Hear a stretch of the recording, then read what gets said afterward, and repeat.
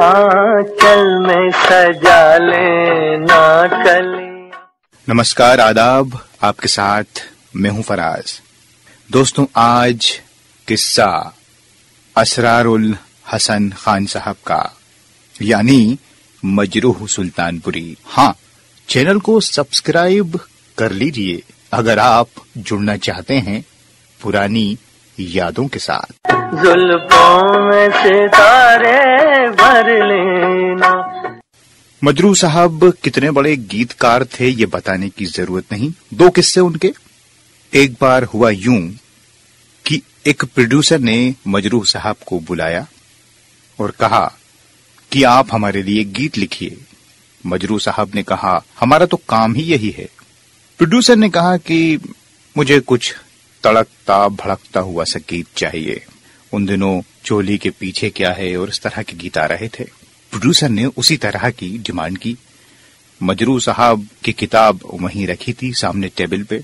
मजरूह साहब ने कुछ सोचा, प्रोड्यूसर की बातों को सुना और एकदम से गुस्से में खड़े हो गए और वो किताब उठा के प्रोड्यूसर के मुंह पे मार दी और कहा, जनाब, मैं दवात में कलम डुबो के अपनी रोजी रोटी चलाता हूँ। मैं शायर हूँ। इस तरह के गीत किसी और से लिखवा लीजिए। तो ये थे मजरूह साहब। वो सॉन्ग राइटर तो थे ही, लेकिन उसके पहले एक बेहतरीन शायर थे। ज्यादातर शेर फारसी में कहते थे।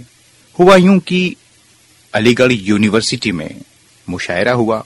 मजरूह साहब का नंबर आखिर में आया रात को तकरीबन 3 बजे।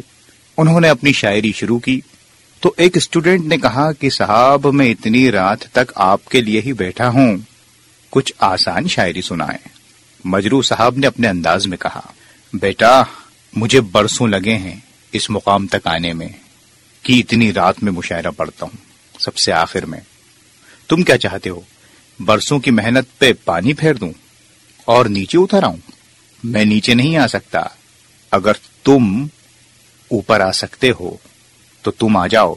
अगर तुम अपना कद बढ़ा सकते हो तो बढ़ा लो। मैं नीचे नहीं आ सकता।